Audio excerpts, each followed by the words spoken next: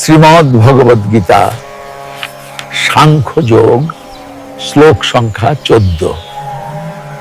श्री भगवान उवाच मात्रा स्पर्शास्तु कौन्तेय शीतोष्ण सुख दुःखदाः आगमापायिनो नित्यास्तां स्थितिक्षस्व भारत। এর অর্থ হলো, শ্রী ভগবান বললেন, হে কুন্তিপুত্র,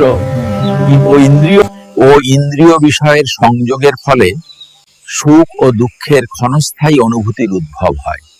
এগুলি অনিত্য এবং শীত ও গ্রীষ্ম ঋতুর ন্যায় আসা যাওয়া করে। হে ভারত বংশধর, বিচলিত না হয়ে এগুলিকে সহ্য করতে শেখা আবশ্যক। এখন ভক্তি ভরে বলুন, জয় ভগবান শ্রীকৃষ্ণের জয়।